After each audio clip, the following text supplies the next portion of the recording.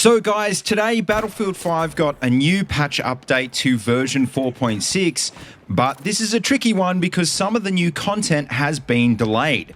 So what's actually in this new patch and what isn't? Well guys, this is BillyEatWorld again, and let's find out.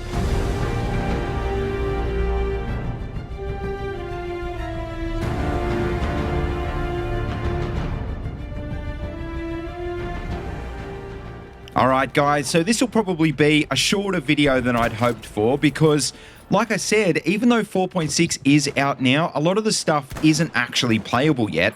For example, in this one we were supposed to get the new map Operation Underground and the private games feature, but unfortunately both of those have been pushed back and will deploy in October and beyond, along with some other smaller content like some new weapons. What we have finally got in this patch though is SUNDAN on Conquest and Breakthrough after an almost 3 months wait. And once again, the big reason for these delays is that the team at DICE have been focused on fixing stability issues, which thankfully seem to be much better in this patch. Now, speaking of SUNDAN, well, this week you can actually play it in its very own playlist, which rotates through Conquest and 2 rounds of Breakthrough. But if you're surprised that you can't find it in the regular Conquest and Breakthrough rotations, well, don't worry, it's going to be coming very soon, sometime in the next week.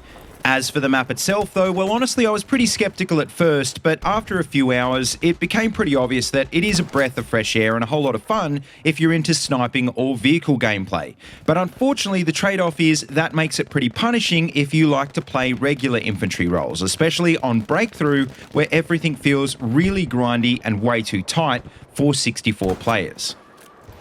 Now, with that being said, even though the big ticket items aren't actually in this patch, or at least not available just yet, there are a ton of other things that have been changed right now under the hood.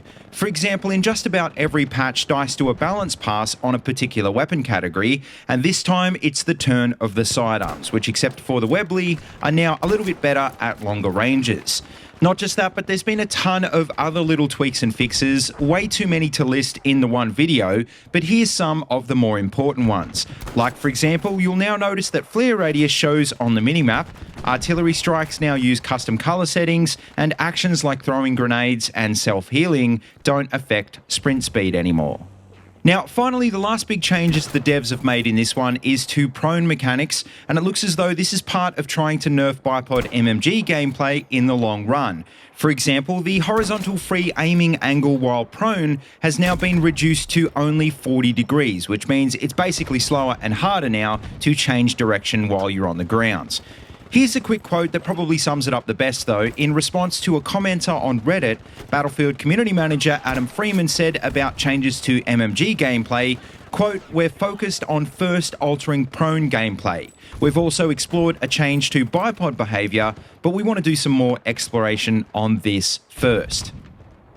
But anyway guys, that just about wraps up this video, and looks like in this patch we'll have a smoother experience, but we might have to wait a few weeks for the new content to finally come out.